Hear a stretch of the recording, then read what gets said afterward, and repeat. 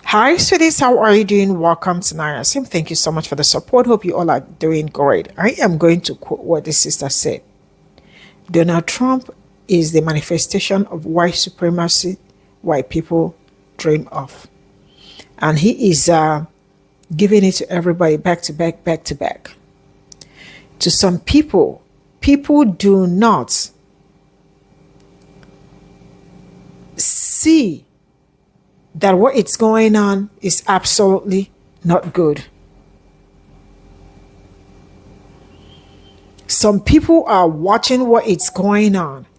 They think this administration is doing great for them, not knowing that the administration is on the verge of making everybody lose everything except for the riches. To the white poor people that voted, I do not know what he promised you that he was going to do, or what he promised on rent that he is going to do to reduce the rent, or to reduce something, like, to reduce something, groceries, gas, and all that, to make your life better. Because if you all know yourself, you all would never ever, there wouldn't be anything like this administration. So now the deal breaker to them is actually the fact that there is a file or a list they are waiting for that did not. If that is the list that will make you understand that there is what we call deal breaker, you guys have failed. Let's get into this. Sure. The thesis is white supremacy culture is a scam and everyone needs to divest from it, but particularly white people. White supremacy culture does not actually care about white people. It cares about maintaining the perception that whiteness is superior, but it doesn't actually care about extending that superiority to any particular white person. The most white supremacy culture does is use white people to uphold white supremacy while not granting anything supreme to the white people themselves. Stick with me here. Over the course of this country's history, white people, you all have spent your time running through the woods, capturing enslaved people you couldn't afford to own yourselves. You helped enforce racist laws, made up lies and propaganda about indigenous people, black people, Latino people, Asian people, Italian people, Irish people, Jewish people, Haitian people. You've poured bleach and nails into public pools to get black people out. You've run internment camps. You've bullied black children in school. You've intimidated black people at lunch counters. You got rid of affirmative action even though you benefited the most from it. And you're currently running around in the heat in masks, snatching up women and children off the streets for absolutely no reason. And you've created centuries of propaganda and lies in order to justify doing all of that.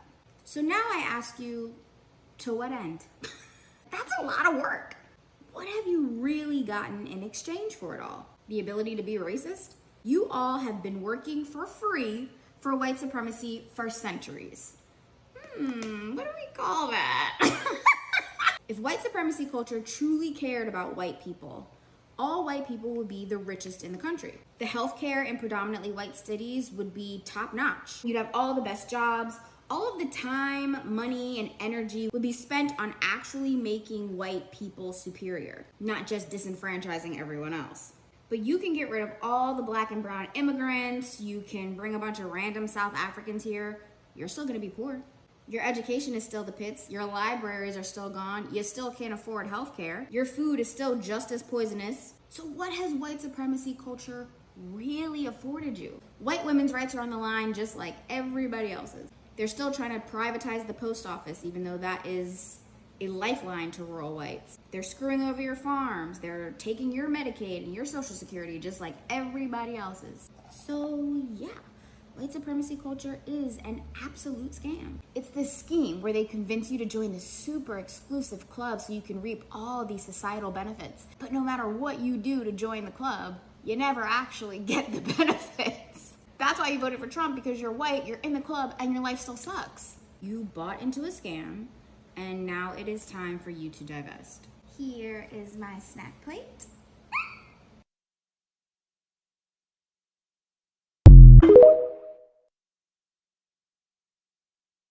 I have remained genuinely puzzled by why poor white people would ever vote for Donald Trump.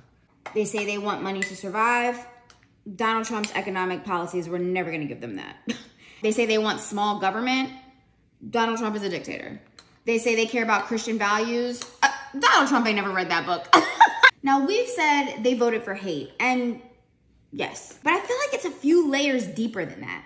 White supremacy culture makes this unspoken promise to white people from the day that they're born, that they will be supreme simply because of the color of their skin. If I had been told my entire life that it was my birthright to rule the world, but every single day I live a below average life, I'm barely making ends meet, I have no culture, I'm held accountable for my words, my teeth are decaying out of my mouth, I would develop an identity complex. I am supposed to be amazing, but I am resoundingly not. And Donald Trump comes along. And he is actually a manifestation of the white supremacy American dream. He is a below average white man who is rich and famous and says whatever he wants and makes terrible decisions and faces no consequences for them. He's not attractive. He has no hair. He's just white. That is the white supremacy culture American dream. The ability to be supremely mediocre and still soar. And somehow these people have never been able to achieve it in their own lives, but Donald Trump has. So they voted for him with the promise of making that white supremacy culture American dream a reality. What they didn't realize is that white supremacy is a fucking scam. It was never meant to apply to all white people. Think about it like this. White supremacy culture does not invest its time, energy, and money into lifting white people up. It invests its time, energy, and money into pushing black and brown people down. Do you see the difference? White supremacy culture doesn't actually care about uplifting white people. It doesn't actually do anything to help white people. It just leaves white people alone while terrorizing everyone else. So these Trumpers that are finally starting to wake up, what they're slowly realizing, even if they're not able to articulate it, is that hurting black and brown people will not automatically elevate them. Because a white supremacist capitalist society does not do anything to actually benefit white people. White supremacy culture is a scam that everyone, but especially white people, needs to divest from. Anyway, here's my tostada.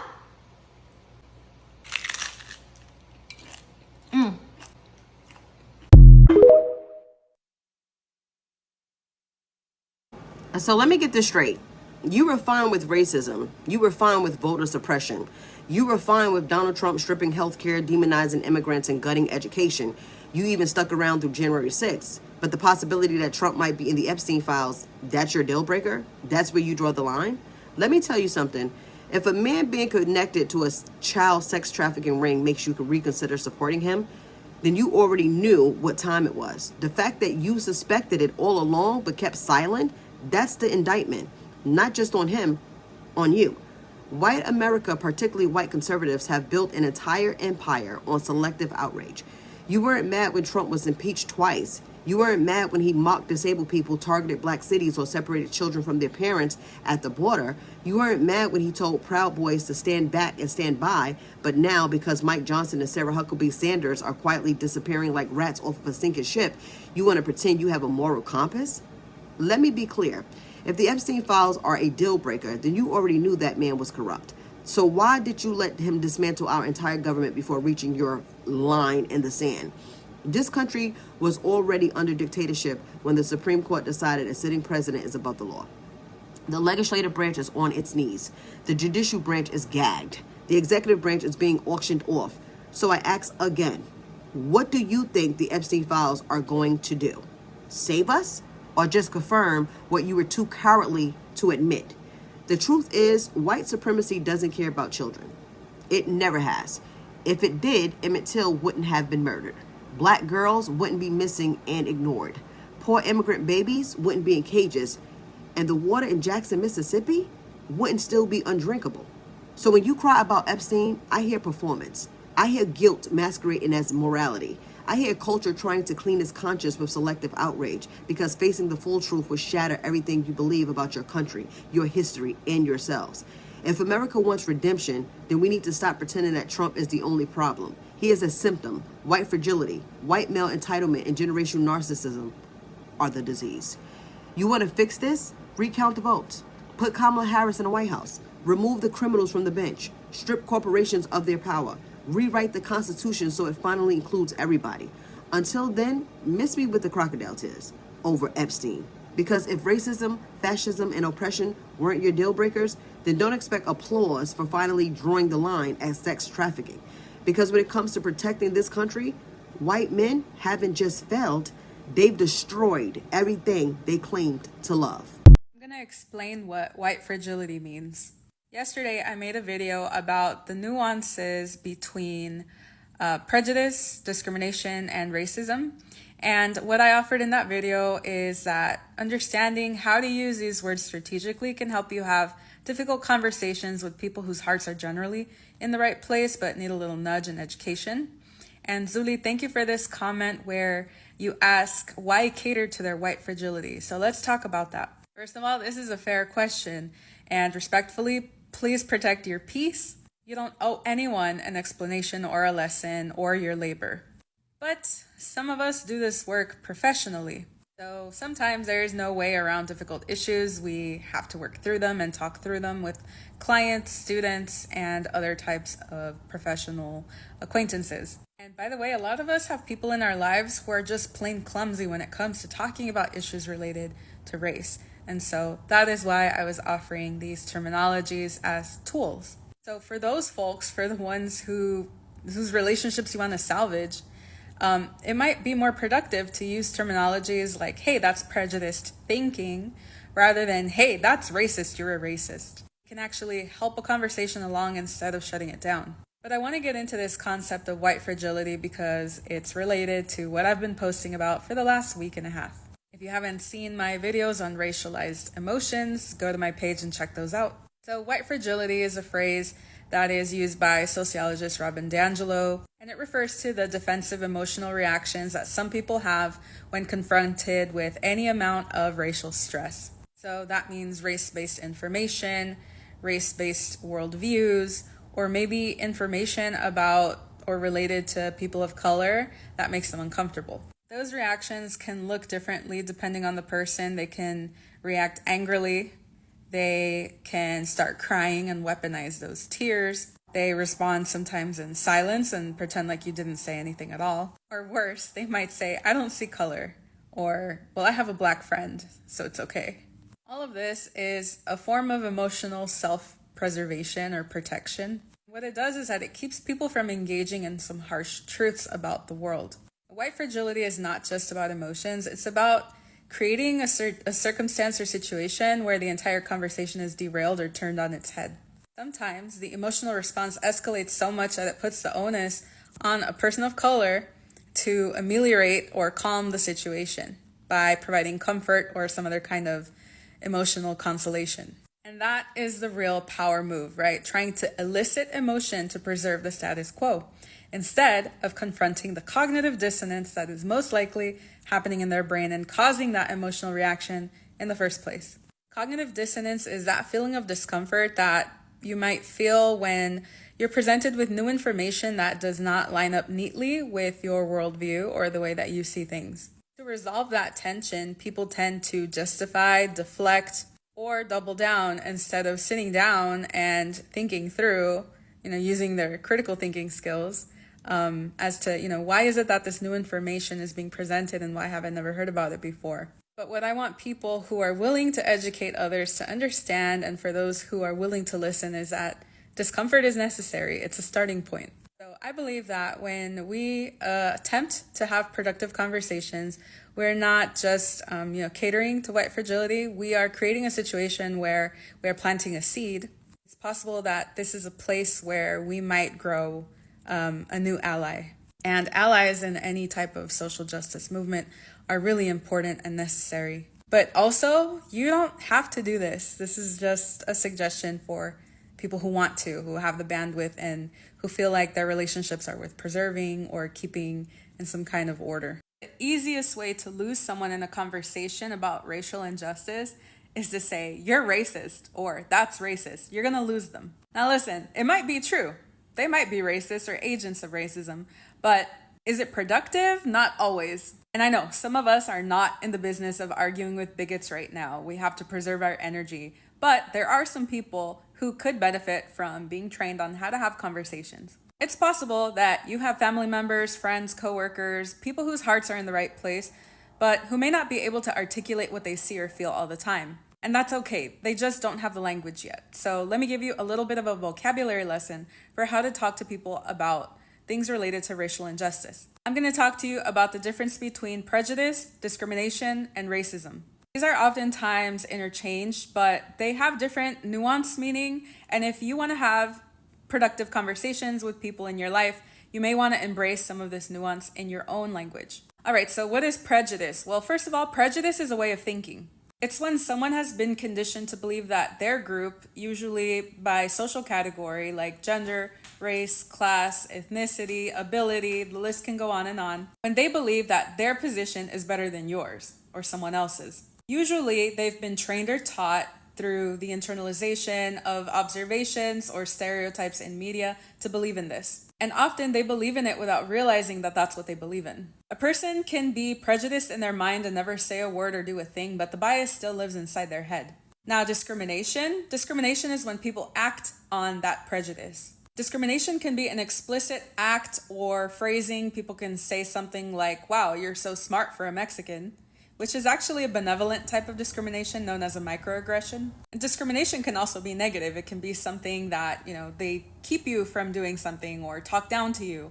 That is also discrimination, of course. But then there's also passive discrimination, and that's discrimination that's not always so explicit and legible. Passive discrimination includes things like never hiring someone from a specific social class or ethnic background because they just don't have the pedigree. It also looks like never designing or thinking about what people with disabilities might need. That's a passive type of discrimination as well. It's sneaky, it's a little neutral to some people, but it definitely has consequences. So you may have noticed that both discrimination and prejudice are interpersonal, right? They're things that people do amongst each other.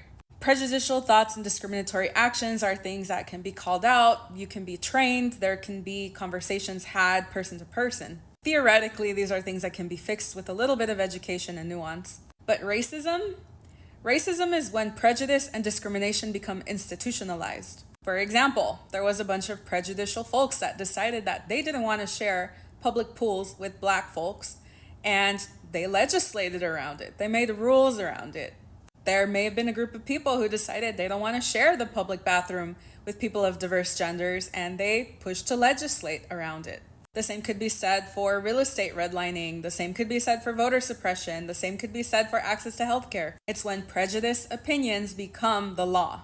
Now, some sociologists say that only institutions and only systems of power and law can be racist. So some argue that individuals themselves cannot be racist. However, there is a case to be made for agents of racism. Other sociologists, and especially ethnic studies people, like to argue that people of color can't be racist because we don't have the power to create systems of law. However, I argue that it is absolutely possible for people of color to be agents of racism who uphold systems of white supremacy. So when people start talking about racism and what's racist and who's racist, I recommend that you flip the conversation and start talking about individual prejudices, biases, start talking about discriminatory actions, decisions, and how our participation inside of institutions also reinforces racism and systems of privilege and power. Clarity is important, vocabulary is important, nuance is important, so don't lose that. We do have the possibility to build better conversations for those whose hearts are in the right place and whose positions can still be salvaged, but I know that not everybody will agree with me on this, so let me know your thoughts down in the comments. Hi, my name is Kylie, and here are 4 racist beliefs that good white people have. Number 1, denial of the racial wealth gap. A lot of white Americans believe that the gap between the incomes of the average white and Black person is the average white person works harder while the average Black person doesn't. That erases centuries of discrimination, slavery, redlining, and other practices that were meant to keep Black people out of positions of power and wealth. Number 2, Black people are just naturally athletic. While it may sound like a compliment, there's a few reasons this is the case, especially in the US. For one, white people used to selectively breed Black people to get desired traits. This stereotype dehumanizes Black bodies and also downplays the role that factors like access and talent have. Number 3, we all start from the same place. Many white people believe that in 2025 everyone has an equal shot in life, but this is simply not true. Many neighborhoods are still segregated and generational wealth still dictates opportunity. And Number 5, I treat everyone the same. These types of white people treat everyone the same so long as they act white, aka they don't conform to stereotypes about the racial identity that they belong to. So if you're a white person who says any of these things, stop and take the time to fucking educate yourself. Okay, bye.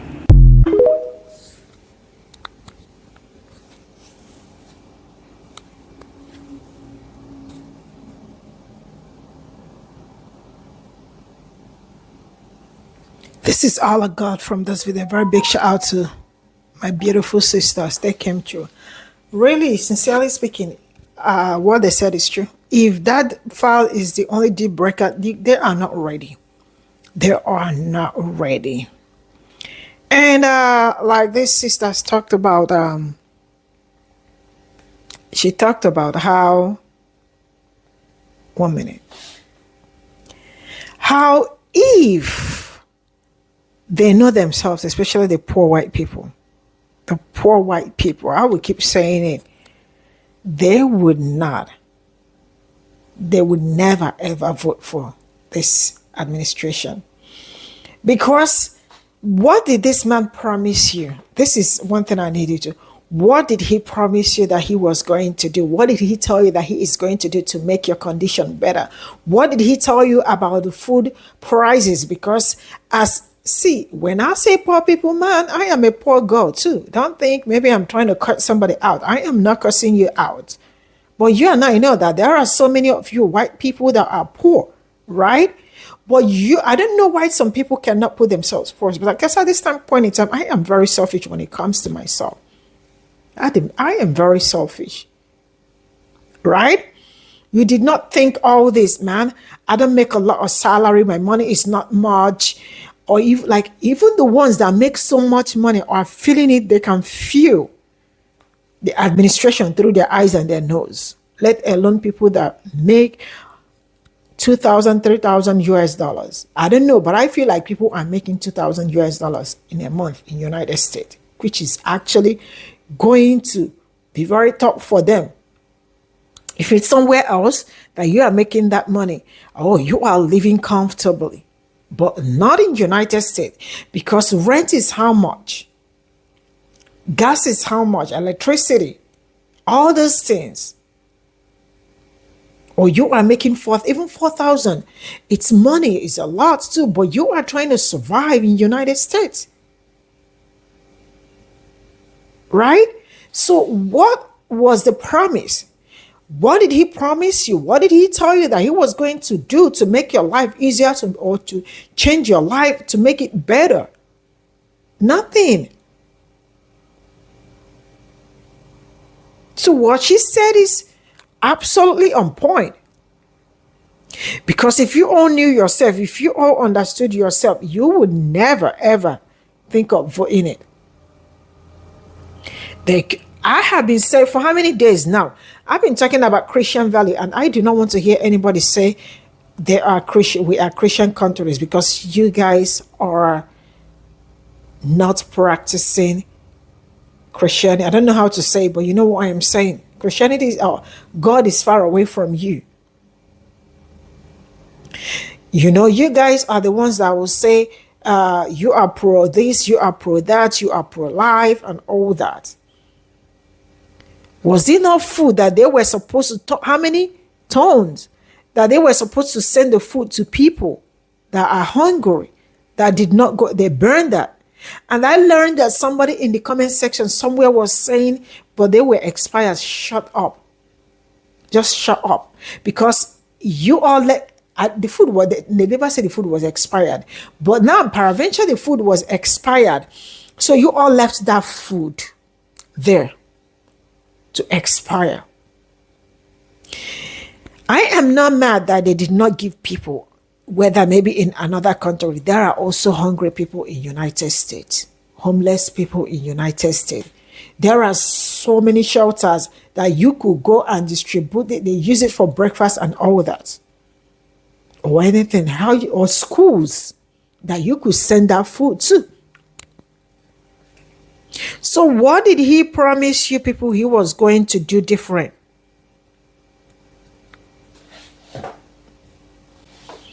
Some of them are not making, like, they are trying to make ends meet, like you, including myself.